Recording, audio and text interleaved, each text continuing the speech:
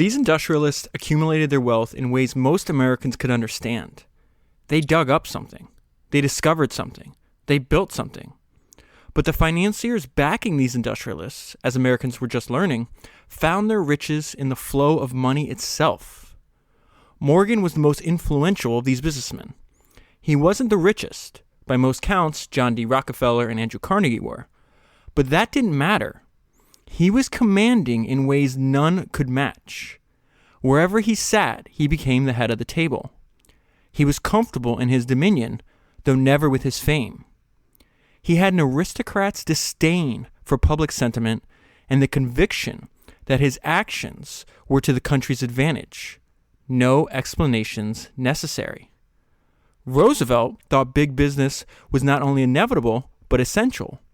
He also believed it had to be accountable to the public, and Roosevelt considered himself to be the public.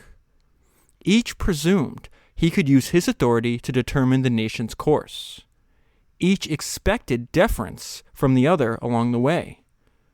Morgan and Roosevelt both knew privilege and loss, though they would have balked if anyone had pointed out their similarities. The president aimed to guarantee that as American prosperity took hold, the laws applied to the country's elite and its poor alike. He wanted to assert the primacy of government over business. The financier thought that was needless, even dangerous.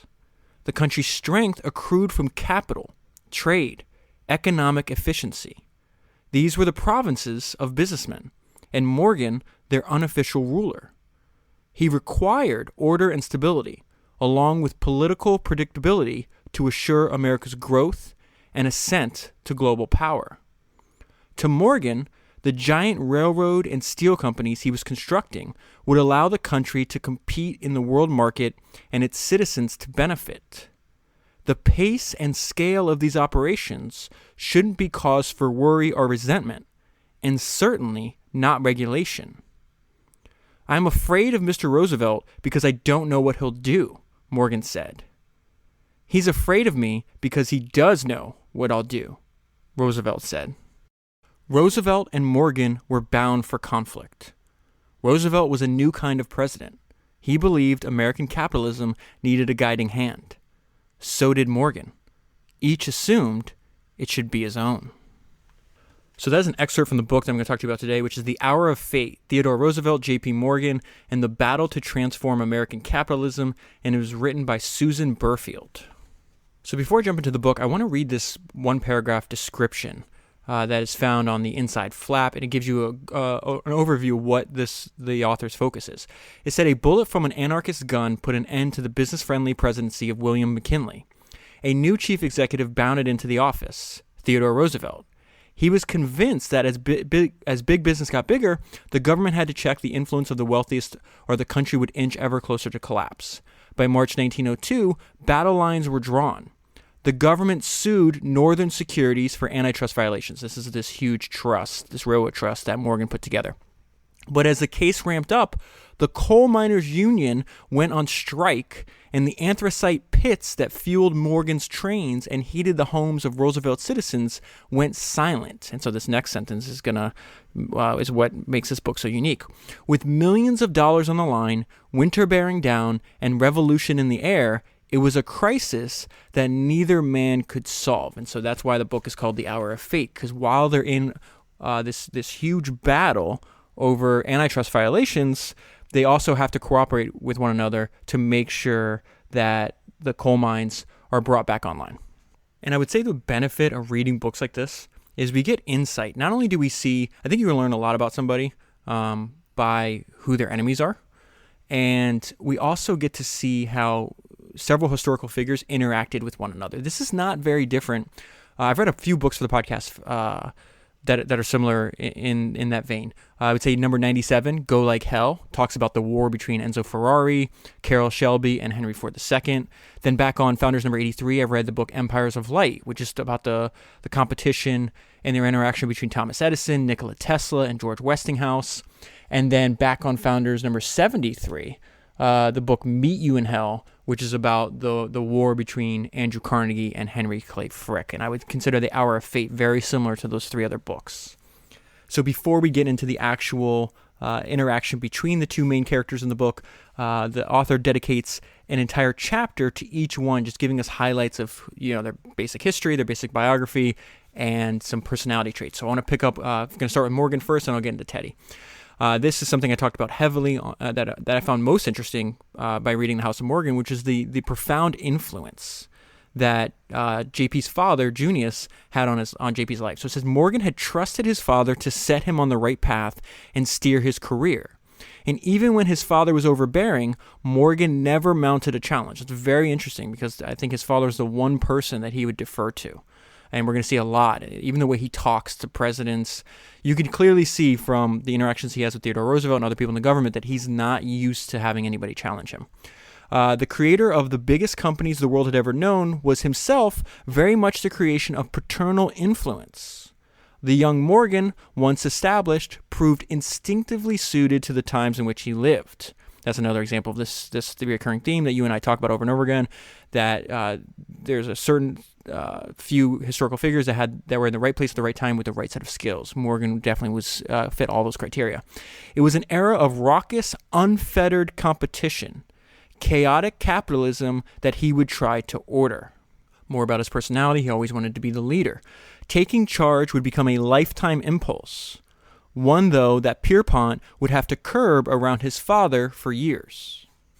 So the author just talked about, control, this idea of control. Something you know about JP, he was a control freak. He was a control freak in his day-to-day work, but he also wanted to control large swaths of the global economy. So he says, this is a quote from him, "I am never satisfied until I either do everything myself or personally supervise everything done." I also want to draw your attention to, I'm not sure if J.P. Morgan even liked what he did for a living, which was very, very surprising. Because if you love what you do, how many times are you going to try to quit? And the career of J.P. Morgan is him trying to quit over and over again, and his father not letting him. This is an example of that. Pierpont grew weary. He was so strained by his deal-making and worn out by his perfectionism that he wanted to retire at age 33. He works as a banker till the day he dies. I think he died at 75, if not mistaken. Last sentence in this paragraph, his father refused to let him.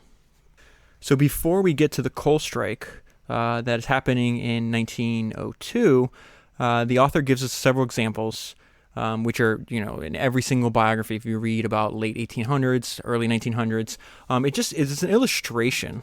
So in this case, they're talking about a strike that's happening due to poor working conditions all the way back in 1877. But really, this section, as I read this to you, it's just a reminder that history doesn't repeat, that human nature does, and the same things play out over and over again. The cast of characters are different, but the way we, as a species, react to the same stimuli just appears over and over again, and that's kind of obvious even if you have like a cursory reading of history. So as an example of that, this is one of the workers meeting with one of the governors, talking about what they want. He says, "Bread is what we are after, and sir, we have not had enough to keep our families from suffering." So anytime that happens, what's going to happen? Violence. Strikes are almost always resolved with violence. The military moved into the cities, subdued the streets, and took control of the railroads and the mines. So this is going to play out again about 25 years into the future. But I wanted to bring your attention to how it was described. More than 100,000 workers around the country protested that summer of 1877. 100 were killed and 1,000 jailed. The police called it a rebellion. The government called it a riot. Later it came to be known as the Great Upheaval. Back to the personality of J.P. Morgan. Impatient and fast is the way to describe him. He would concentrate intensely, maybe for a few moments, maybe for more, then arrive at a decision, dispatch instructions, and move on. That focus was his genius, but it was the genius of a monarch, not a democrat. So she's going to keep hitting that idea over and over again, this idea that he didn't want to be accountable to the public. He wanted to be in complete control. Now, what I found interesting, though, is really the personalities, and that's what was referenced in the introduction, that JP and Teddy Roosevelt are much more similar than they would ever care to admit. It's just they were both, they had different interests, but they were willing to use a lot of the same tactics to arrive at their end goal. It says it was the genius of a monarch, not a democrat. It kept him isolated, made him severe, and sometimes left him exhausted. Morgan said he could do a year's work in 9 months, but not 12. His impatience could be withering. So that's a reference to that he would, every year for multiple months, he would vacation. So he definitely lived by that idea. I'm going to do a year's work in 9 months. Okay, so let's go into a little bit about Teddy Roosevelt's personality. It says he adopted his father's motto, get action. It would eventually become an apt description of his turbulent energy. He would become a man of extreme enthusiasms and vitality. He read with near total recall, soaked up information from everyone. He never sat when he could stand. When provoked, he would thrust, and when he hit hard. He had a snobbish sense of morality and outsized confidence. Okay, so that's another example of what I was just talking about. That's a sentence that describes Theodore Roosevelt. That sentence still is equally true if you were using that sentence to describe J.P. Morgan. Roosevelt was, as he liked to say, forever at it. He was a curiosity, always pushing and straining and admonishing friends around him to do the same. This is a great description of him. Theodore loved to row, meaning row the boat, in the hottest sun, over the roughest waters, and in the smallest boat. He wasn't interested in commerce or money. Roosevelt decided instead to become a public man. He would bring his morality and energy to an institution he believed didn't have enough of either. He expected to change society in the ways he had learned from his father. Roosevelt promised he would obey no boss and serve no clique. And this is just some more great descriptions of his personality. Roosevelt could be affable and often imperious, certain he knew what was right and that his upbringing and education would convince others of that. Again, you could say the same thing for JP. He bored into issues and people. He sponged up details. This is a friend of his describing Roosevelt. He was just like a jack coming out of the box. When they attacked him, he would fire back with all the venom imaginable. This is maybe the greatest single sentence describing Theodore Roosevelt in the entire book. He was the most indiscreet guy I ever met. That kind of personality, especially when he was young and had that kind of personality, did not do very well in his early political career. Here's a description of that from Teddy Roosevelt. I rose like a rocket, he said, but it didn't take long, though, before he sputtered. Roosevelt was unskilled at creating alliances. He shouted and paced the aisles. He harangued. I would listen to no argument, no advice. I took the isolated peak on every issue, and my people left me. But he obviously learns from this mistake. It says, later on he would learn to compromise, which he called being practical, and to work with men as they were. Quote from Roosevelt, I turned in to help them, and they turned to and gave me a hand. And so we were able to get things done. And I think something else that's useful to understand the mindset of Teddy Roosevelt is he experienced one of the greatest tragedies anybody could ever experience. His mother and his wife die on the same day. So it says, at 3 a.m, his mother, 48 years old, died of acute typhoid fever. Alice, that's his wife, she was giving birth to his child. Alice died less than 12 hours later. She was 22. Theodore drew a big black X on that page in his diary and wrote, "The light has gone out of my life." And it's interesting to note how he deals with this tragedy. He goes out into the wilderness. A huge part of Teddy Roosevelt's life is his love of nature. So it says, the Dakota Badlands, a curious, forbidding wonder of time-worn rocks and water, held the last grassy stretches of a vanishing frontier. It was there that Roosevelt retreated in the summer of 1884.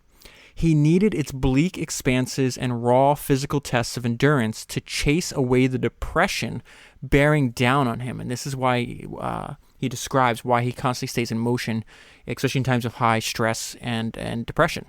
Black care rarely sits behind a rider whose pace is fast enough, he wrote. He built a house, bought several thousand cattle, and became a rancher. The Northern Pacific Railroad cut through this territory and to encourage business, promoted the creation of a new beef industry beyond the Texan plains. Roosevelt wrangled horses and herded cows. He slept outside, hunted bears, bucks, and rabbits. He killed for food and sport and trophies, and the bloody thrill of pursuit helped blot out his despair.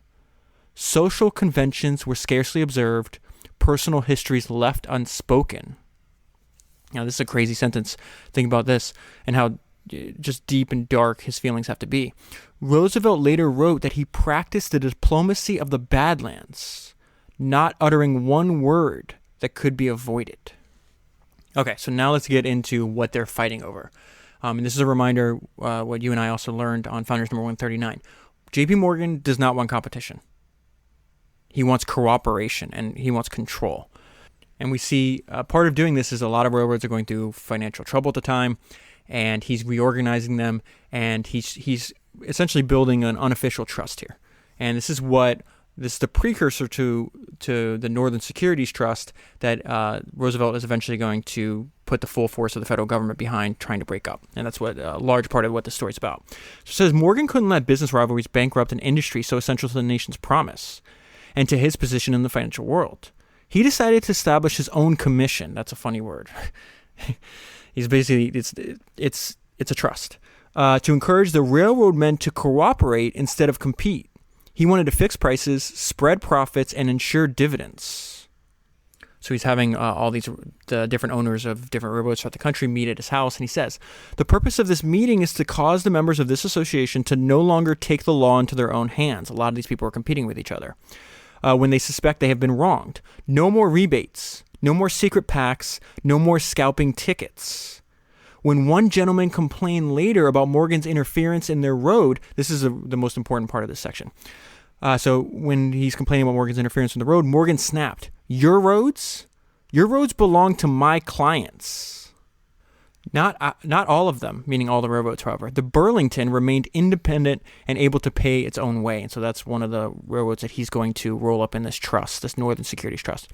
This agreement wouldn't last. The railroad men were too quarrelsome and suspicious and essentially too competitive to cooperate. So the reason I want to bring that back up, too, is because that's something that, after several examples of that in the book, The House of Morgan, it finally clicked to my mind, where I'm like, wow. If you have a well-run business and you're financially strong, Morgan's of no use to you. It's a reminder that Morgan drew his power from poorly run businesses. And I think a lesson from history that is playing out on the pages that I hold in my hand is that the strong rule the weak, but the wise rule the strong. And I think the Burlington is one example of this. James J. Hill, who's a major character in this book. You'll remember I spoke to you about James J. Hill on Founders number 96 in his biography. James J. Hill was one of the few railroad men in the country that didn't need Morgan because he had a profitable, well-run railroad where the vast majority of the people that ran railroads at this time in history went bankrupt. They saddled on debt. A lot of them were investors. They were very far away from the action. James J. Hill, if you haven't listened to that podcast, you should go back and listen to it. I actually found out, I didn't know who he was.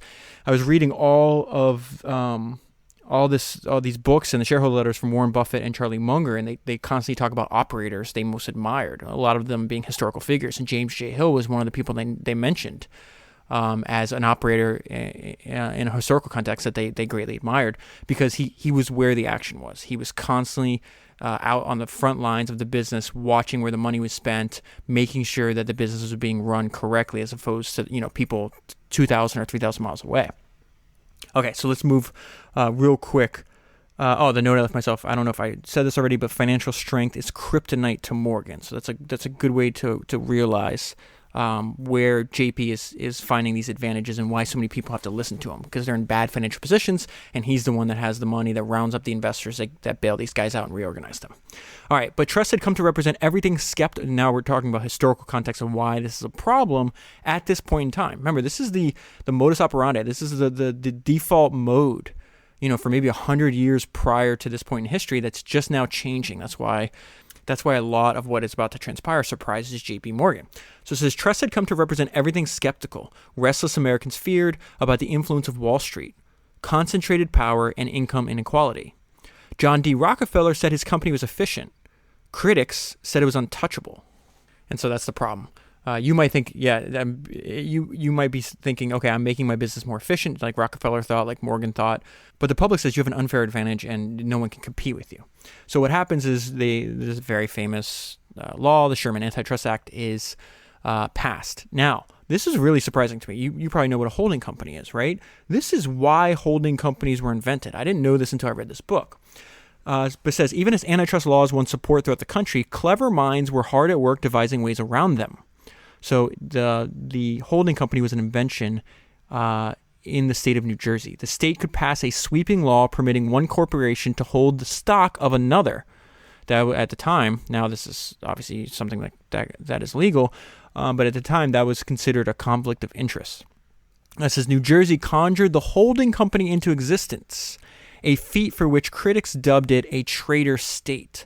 So you have all these different people, Morgan being one of them, setting up these holding companies in New Jersey as a way to get around a lot of the antitrust laws.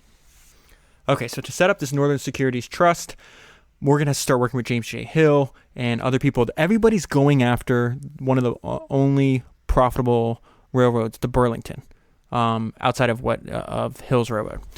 So let me just introduce you to all these different characters that are important to the story. As hard-up railroads were forced to reckon with their many deficiencies in the 1890s, the Burlington continued to prosper. It hadn't gone into debt building lines that went from nowhere to nowhere or went from somewhere that people could already travel to. So that's a really quick sentence describing, the silliness of a lot of the people running railroads, which I covered in greater length in Founders number 96. So it says, the company maintained its tracks and locomotives. It didn't need to be Morganized, but Morgan wanted it, and so did two rival railroad barons, James J. Hill and Edward H. Harriman. Before I go back into Hill, I want to grab the House of Morgan 1 second. And when I read this book, I talked about how I didn't really find JP's son that interesting, and that I'd rather read stories about this guy E.H. Harriman. So let me read that paragraph about E.H. Harriman, because he's an important character in the Hour of Fate. Like many on Wall Street, he was the son of a poor clergyman and an unabashed social climber, a crack shot. He had a taste for blood sport and played tough on the stock exchange as well. Where Pierpont preferred backroom deals sealed with a handshake, Harriman was a market operator. This is important because this is how him being a market operator is the strategy he's going to use to go to war with J.P. Morgan before they eventually collaborate, but before that they go to war. More a raider than a deal maker. Where Pierpont usually serves as proxy for bondholders, Harriman preferred to buy common stock and exert direct control, which is exactly what he does on some of the railroads that Morgan had control over. Finally, where Morgan was the establishment figure, Harriman was the embittered outsider who showed the damage that could be done by a bright man barred from Pierpont's club. So he grew up poor, JP grew up rich, kind of looked down on the social climbers like E.H. Harriman. If bankers proved they could dominate companies through voting trusts and other devices, Harriman showed that the stock raider could dominate both the bankers and their companies. Okay, so back to the Hour of Fate. So Morgan wanted this railroad, and as did two rival railroad barons, James J. Hill and Edward H. Harriman. Hill had built the Great Northern. Listen to this. This is such a great description. It's only a few words. It's such a great description of Hill. With deliberate thrift and brutal efficiency, his railroad would become among the most profitable in the Northwest. He didn't need Morgan the way other railroad executives did. So I'm going to keep hounding on that idea. That's very important because it applies to so many other domains. If you're in a shitty financial position, other people are going to take advantage of that. So you want to avoid that at all costs. Okay, so while JP, Hill, and Harriman are all fighting it out before they eventually collude, at the same time, Teddy Roosevelt is dedicating himself to public service. The book goes through a lot of these positions. I'm just going to list off some of the jobs he had before he was vice president. He was a member of the New York State Assembly. He was president of the New York City Board of Police Commissioners. He was assistant secretary of the Navy. Then he was the governor of New York, and then eventually the vice president. And of course, when McKinley is assassinated, he becomes the president. Okay, so you get an idea of why they're going to be destined to class, because Theodore courted, he was the opposite of Morgan in the sense that he used the press as his ally. Morgan avoided the press. And so this, in the press, there's a lot of reports on his political beliefs and what he's trying to accomplish. This also, I think, is a very smart strategy that Theodore Roosevelt had. When he goes for re-election, it was a landslide. And a lot of that is because even the Republican Party at the time didn't really want him to run again, but he was so popular with the public large part because he spoke directly to them through the press, that they couldn't find anybody that could beat him. But before we get to that point, we see, I'm just going to throw you some highlights here, gives you an idea of what was important to him. So it says his political pronouncements became more forceful.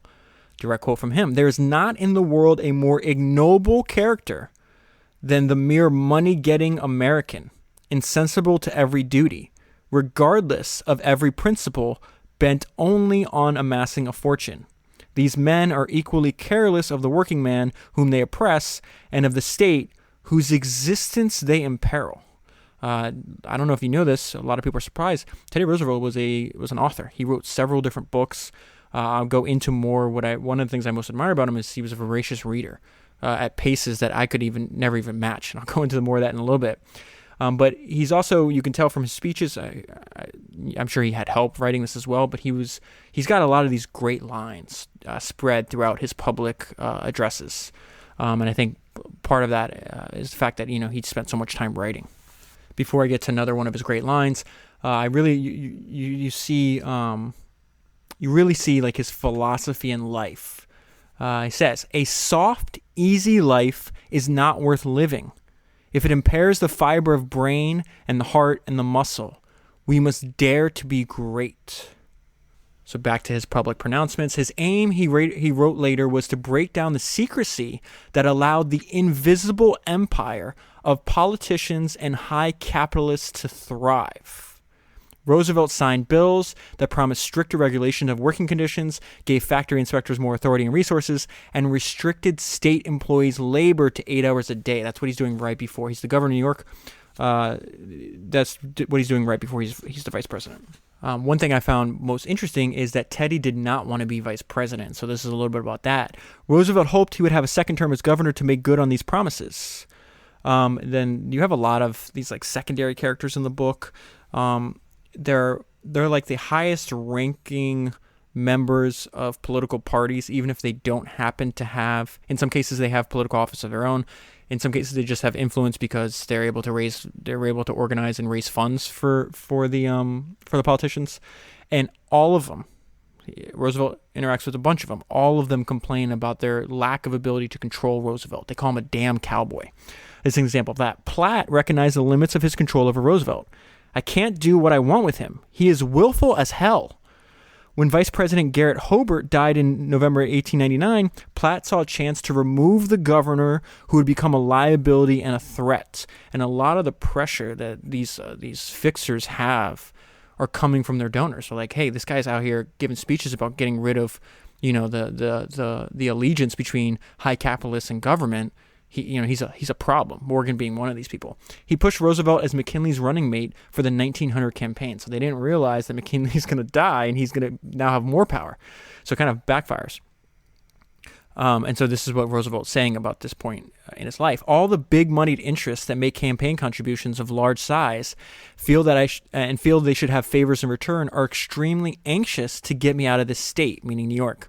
He called the vice presidency an irksome, wearisome place where I could do nothing, and told Platt he would rather be a professor of history. Okay, so while this is all going on in Roosevelt's life, let's go back to what's happening in J.P. Morgan's life. And this is where Hill, Harriman, and Morgan are at war. So it says, as they finished their meal, Harriman and Schiff showed up. Hill again turned down Harriman's offer. Harriman wants to buy the Burlington. And Harriman again threatened to retaliate. Now, this is we give an idea, the insight into Harriman's personality. Remember, Hill came up very similar to Harriman, but Morgan, had a disdain for Harriman and other people like him, but Harriman didn't care. This is how he talks to these people. "Very well, then. This is an invasion of Union Pacific Territory, which is a railroad that he controlled at the time, and a hostile act, and you will have to take the consequences." So what they do is while Hill is out working on his railroad and Morgan is traveling through Europe, Harriman's like, okay, I'm going to go. This is the note I left myself was this is very surprising. He's going to go and buy stock in the railroads Morgan controlled. And this is what I mean by this was very surprising, because this gives you an insight to how Morgan's just not used to people even going after his control or his power at all. So it says, Harriman secretly bought up shares in Northern Pacific. This was their revenge. Hill and Morgan had effective control over the Northern Pacific, but they didn't own a majority of the shares. Isn't that crazy? They were so powerful, they didn't have to own all the shares. They didn't have to legally have control. They just knew who actually had control. So it says this is the surprising part. That was common practice among railroad executives and their bankers. And Morgan in particular had never found it necessary to own a company outright in order to exert influence. No one around Morgan, and certainly not the man himself, believed a raid on a Morgan company in the open market would succeed. They couldn't imagine who would dare. Harriman dared. Okay, so I brought that up to you because this act by Harriman had to happen in order for him to be included in this trust. So eventually they work out a deal after a lot of negotiations. Harriman agrees to surrender the proxies. So that way Morgan can actually have control. He sends them by mail to J.P. Morgan. And in a twist of history, it says these, meaning the proxies, were the secret contents of the package Morgan received on the morning of Friday, September 6th, the day President McKinley was shot. So it says he directed a holding company, going back to what was the invention in New Jersey to get around the Sherman antitrust laws, and this is what the fight is going to be with Teddy Roosevelt over. He directed a holding company, Northern Securities, be formed for the stock of the Northern Pacific, Great Northern, and Burlington lines. So they're rolling up control of all these different railroads. Morgan brushed off concerns that the new company might violate antitrust laws. And the reason he did that is because, that's nice that the politicians wrote some words down on the paper, but law doesn't really apply to me, so I don't have anything to worry about. He was wrong on that account. At this point in the story, Roosevelt's in the White House. This is a few details I found interesting about his first few years in the White House. It says Roosevelt consumed nearly a gallon of coffee a day. I drink a lot of espresso, but certainly not a gallon of coffee. That's crazy. The Roosevelts lived in middle-class simplicity. The household was boisterous, and Roosevelt, caffeinated, exclaiming, often completing other sentences, was the most animated of them all. He commanded the table and the room. Sounds like JP, doesn't it? When he had visitors, he welcomed visitors to the White House. He gave each a handshake, a welcome, and an abrupt reminder to skip any formality. Sounds like Morgan. No compliments either, or they would hear. Never mind that, come to the point. If he had a spare moment, he turned to a book. Rarely did he keep still. Something also to know about this is, I skipped over, so obviously I have to skip over large parts of Teddy Roosevelt's life. I think I will read a biography of his, dedicated just to his life in the future. But he was already, at this point, he was already a war hero. That's part of what made him so popular. When he took the Rough Riders and fought down in Cuba.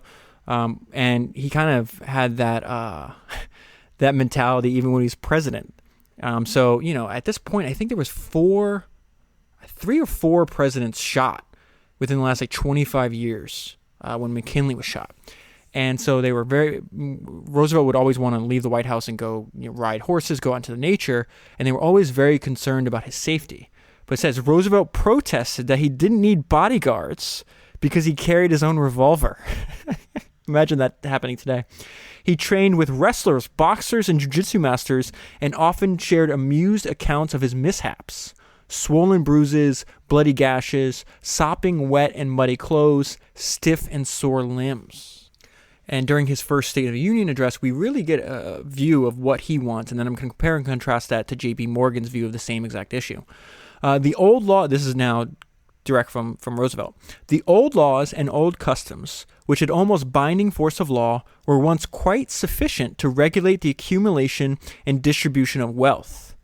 Since the industrial changes, which have so enormously increased the productive power of mankind, they are no longer sufficient. So he winds up being correct about that. He's correct about that too soon in some degree, because at this point the executive power in the United States is extremely weak, and so there's constant examples of Teddy doing something with presidential power that had never been done before, and people not sure that it would actually hold up. So there's a lot of the ideas and laws that he wanted to put in action that had to be argued all the way in front of the Supreme Court. Going back to the speech, though. The national government should assume the power of regulation and supervision over the trusts. It has in practice proved impossible to get adequate regulation through state action. Trusts didn't confine their business to a single state. They operated across boundaries, and often they didn't operate at all in the state in which they were chartered. Roosevelt promised the working class and signaled to big business that the government would not be a spectator in the new economy. So that one sentence is exactly what Morgan objects to. And so Roosevelt has the Department of Justice prosecute Northern Securities, and this is where we see Morgan's view. Again, this is a change in the relationship between presidents and some of the richest, most successful business people in the country. The president had asked his attorney general to prosecute Northern Securities for violating the Sherman Act. Roosevelt should have warned him, Morgan grumbled. They could have worked out a deal in private. Presidents didn't keep secrets from the captains of industry, and the House of Morgan had never before been surprised by the White House. Morgan traded in confidences and negotiated on shared assumptions. He couldn't do this with Roosevelt. That's why they're destined to fight. He had considered Roosevelt a gentleman. Now he called the president a lunatic. Roosevelt had changed the rules on the sly, and Morgan would never forgive him. So now he just go after Morgan, but as a byproduct of this, he's also going after James J. Hill. And so in this section, we see James J. Hill and Roosevelt go at it. And he threatened the president. The way they talk to Roosevelt's very... I'm sure this is how they talk to everybody. And he threatened the president and attorney general that if they do fight, they will have their hands full. This is Hill. And will wish they had never been born when I get through. The president has some choice words for Hill, expressed privately. He detests me, but I admire him, Roosevelt said. He will detest me much more before I am done with him. I think that's why I find books like these so fascinating to read, because we see, extremely strong, extremely intelligent, extremely driven individuals, but have a conflict of interests. And these books are fun to read because it's like, how is this going to? What's the outcome? Like, what is happening here? And there's even a lot of surprising points. Like I'm not done describing the fight over Northern Securities, which Roosevelt wins. But even during this, like how much cooperation they have to have. They're still meeting. Sometimes they have dinner. Later on, Morgan grudgingly donates, I think, $100,000 to Roosevelt's re-election campaign. So this is not, I don't want to paint it like it's all black and white. It's not that at all. It's just, they constantly, dislike each other, but they know that they have to, there is a element of pragmatism where they have to cooperate when their interests are aligned, even if that aligned interest is temporary. So this part of the book, Teddy Roosevelt and Morgan have a meeting, and I just want to give you the description after the meeting, what happens. And the note I left myself is JP is used to being in control. Teddy is taken aback at his lack of respect for the presidency. After Morgan left, Roosevelt marveled at the financier's imprudence. That is the most illuminating illustration of the Wall Street point of view, he said. Mr. Morgan could not help regarding me as a big rival operator who either intended to ruin all his interests or else could be induced to come to an agreement to ruin none. Okay, so at the same exact time this is happening, there's a massive coal miner strike. It's like 147,000 coal miners are striking at this point. There's just one sentence before I tell you Roosevelt's response to this and why he wants this resolved. There's one sentence. It's really a conversation between the union and the management. So the sentence is about management unions, but it also could be a description about the battle between Teddy and JP. And it says, there cannot be two masters in the management of business. So that is the owner of the coal mines, one of them, talking to why they're refusing to acknowledge the demands by the union. Okay, so this is why Roosevelt wants the coal strike to end. Roosevelt worried about a winter of misery, of sickness, starvation, and darkness, and that would have been the outcome. People might freeze to death. Others could riot. And this is a great sentence. He understood how panic could outrun reality. Lawlessness would demand force. He wouldn't take the chance of it leading to social upheaval. If other workers went on strike too, the nation could face a crisis that he feared could be almost as serious as the Civil War. So much suddenly seemed fragile. So you may be asking, okay, why does Roosevelt need Morgan? Roosevelt calls in the union leader and all of the executives and owners of the coal mines that are currently on strike, and tries to broker a deal. But again, he has limited executive power to do so. And one of the things he's thinking about doing at this point, which he doesn't know if he legally can, is if people are going to die because you guys can't come to some kind of agreement, and we need coal to run railroads, there's schools being closed at the time. It's just it's crazy how important this resource was. That he's thinking about nationalizing the coal mines. But the executives come in and they have the very similar opinion to J.P. Morgan, where, they essentially tell them, mind your own damn business. This is between us and our workers, and we're not listening to you. And that's where Teddy realizes that Morgan actually has more power than he does in this situation. And why is that? Because Morgan has financed a lot of these coal mines. And so the coal miners try to pull the same thing with Morgan when they meet with him. And they're like, before they would say, hey, Morgan, I thought you were hands off. He's like, I am hands off, but you guys haven't come to a resolution. And they're like, they tried to use the same line of communication with Morgan as they did with Roosevelt. And they're like, well, let us manage our mines the way we see fit. And he says the same thing. Your mines, they're not your mines. They're owned by my investors. So he winds up brokering with the help of Teddy Roosevelt, while they're in the middle of this battle with the Northern Securities antitrust lawsuit. It's called the Corsair Agreement. And Morgan and working with Roosevelt are the ones that actually get the strike resolved. But during this time, what I found interesting is Roosevelt's extremely stressed. He's got all these crazy injuries. He keeps getting in accidents because he's just a wild, that the way they describe him, the damn cowboy. That's probably a good description. He winds up getting into some kind of accident with his horse-drawn carriage, falls out. They think maybe his bone in his leg is infected. So it says, Roosevelt anxiously considered his options. Usually when he needed to distract himself, he rode hard and tramped miles. Anything to sweat and strain. That's very similar to this emphasis that's put on vigorous exercise as a ways to relieve stress. When I read the autobiography of Nelson Mandela, he would do the same thing. He would do boxing and all kinds of physical activity to try to help relieve, the stresses his mind was experiencing. So he turned to his other favorite activity, reading, and he asked the Librarian of Congress to select books for him. So it says later that evening, Morgan committed a surprising act of diplomacy. He presented the Corsair Agreement to Roosevelt in person. Roosevelt still believed that Manhattan was the country's most, quote, troublesome insular possession.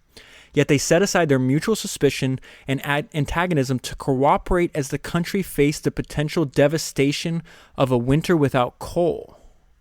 And it was this agreement. There's a lot of more back and forth I'm going to skip over, but I'm going to give you the punchline here. It's this agreement that wind up getting the coal miners back to work. But I want to talk about Roosevelt's reaction after this happened. He made clear his gratitude to Morgan. My dear sir, Roosevelt wrote in a letter, let me thank you for the service you have rendered the whole people. If it had not been for you and your going into the matter, I do not see how the strike could have been settled at this time. And the consequences that might have followed upon it being unsettled when cold weather set in are in very fact dreadful to contemplate. I thank you and congratulate you with all of my heart. Morgan never sent a reply. The men went back to the anthracite mines on October 23rd. The strike had lasted 164 days. It cost $30,000 a day to keep the National Guard in the field. It cost the mines and the railroads some $74 million and their public standing.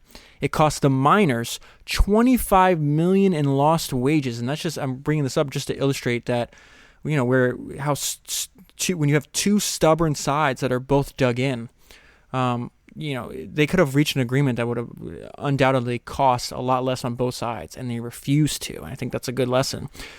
It says the Arbitration Commission met at the White House on October 24th and began its work soon afterward. It would set conditions for the 147,000 miners to produce one of the nation's most vital commodities for the next 3 years through the 1904 presidential election, which is really, really important to Roosevelt. So after this, the court comes out, says, yes, Northern Securities is illegal. They challenge, Hill and Morgan challenge it in the Supreme Court. What I found fascinating is at the time, if you were a justice on the Supreme Court, you were paid $12,000 a year. The attorney that Morgan and Hill hired had turned down a post twice to have a lifetime appointment on the Supreme Court because his law firm was so lucrative. Hill and Morgan paid him $500,000 just for that trial. So with the successful resolution of the coal strike and Roosevelt following through on his promises to hold the richest people in the country as accountable to the law as, the poorest person, he becomes incredibly popular. He goes out, at this point in the story, he goes out on a 9-week tour of the country to speak directly to, this is right before the campaign starts. And just one sentence was really interesting, gives you an idea of how voracious a reader that Teddy Roosevelt was. In between stops on this 9-week trip, he read the 40 books he ordered for the trip. So a little bit more than 4 books a week he was going through. So once the Northern Securities Trust was broken up, we realized Hill and Morgan were just really a marriage of convenience. They didn't actually like each other too much. They had never been fond of one another. Hill was explosive, Morgan glacial. Theirs was a partnership of convenience that had become unexpectedly inconvenient. Now, there is part of me that it remains a little bit skeptical of the actual outcome, like the permanence of this outcome, because even though the individual companies couldn't be put into a trust and had to be dissolved, Morgan and Hill and Harriman and all the other investors still owned whatever percent of the stocks they owned and controlled whatever they did in each of the companies. And so after this is where you see Hill starts financing a different candidate to take on Roosevelt. That guy, his name's Parker, he winds up losing. But Morgan doesn't. And he donates to, Roosevelt and some other people. So I'm not entirely sure how much of this was, because they could still collude privately. They just couldn't be wrapped up into a holding company, right? But there is really nothing, as long as they don't put it in writing, to stop them from cooperating in a way that, would violate the spirit of the antitrust law. And the reason I bring that up is because I always think, like, when you're trying to figure out what's actually happening as opposed to what you're being told is happening, is that you ask who benefits. And Roosevelt undoubtedly benefited from this, because this one line, it says, people loved him for the enemies he has made. And so he's undoubtedly getting a lot of votes from people that are sick and tired of the Morgans of the world. But at the same time, Morgan may have a personal dislike for Roosevelt, but it doesn't stop him from being pragmatic and by contributing and making sure he still has influence. And so several years later, during the Panic of 1907, they have to work together in some capacity. I would say Morgan's obviously taking the lead here because this is his domain. But we see that their association is not over, even though Morgan's life is almost over. So this is about the way that Morgan, the last time he essentially saved the country from a financial panic, and really talks about, this is a few years after the antitrust lawsuit, he still has an extensive amount of power. And so it says, and Morgan, 70 years old, was still commanding. No one could leave. He has this tactic where, especially in these times where they have to get an answer right away, he'll just lock everybody in the room with him and says, my keys in my pocket, we're not leaving till this is done. So he does the same thing here. He says no one could leave until he allowed them to. He had locked the library's doors and put the key in his pocket. The financial system was in crisis. Trust companies, essentially unsupervised banks, were failing, and they were threatening other institutions on their way down. The fearful, and there were many of them, were rushing to withdraw their savings. Morgan had raised money to help, and the government had contributed funds, but it wasn't enough. The men in the study had to prevent chaos. Wall Street had blamed Roosevelt's stance toward business for undermining confidence in the first place. In response, the president turned the taunt back on Wall Street. It may well be the determination of the government to punish certain malefactors of great wealth had been responsible for something of the trouble. If only, he said, because those he had provoked would risk turmoil to discredit him. At 4:15 in the morning, on that Sunday, November 3rd, Morgan presented a statement that committed each of the trust company presidents, this is actual banking trust, not the same thing as the trust he was setting up to control coal and railroads and everything else, company presidents to providing a share of the $25 million rescue loan. There you are, gentlemen, he said. Then he gestured as their unofficial leader. There's the place, and here's the pen. The others signed the document, and Morgan unlocked the door at 4:45 in the morning. The panic subsided. People first praised Morgan for this stark display of power and then condemned him for it. Roosevelt was criticized for allowing Morgan to profit from it, but the bailout would be one of the last times Morgan would ever exert his influence so publicly. Over the following years, he worked on a system to regulate the money supply, but he worked in private. And though he still loomed in the national imagination, he was even more clearly a man out of his time. As 1908 was drawing to a close, Morgan declined to speak at a dinner in his honor. "Money talks, but Morgan doesn't," was the headline in the Chicago paper the next day. But he did talk to friends that evening, and they were happy to repeat to the New York Times the advice Morgan said he had received from his father long ago. This is a direct quote from Morgan. "There may be times when things are dark and cloudy in America, when uncertainty will cause some to distrust and others to think there's too much production, too much building of railroads, and too much development in other enterprises. In such times, and at all times, remember that the growth of that vast country will take care of it all." Years after Morgan first heard those words, and despite much evidence to the contrary, he still believed them. And that is where I'll leave it. If you buy the book using the link that's in the show notes, you'll be supporting the podcast at the very same time. That's 142 books down, 1,000 to go. And I'll talk to you again soon.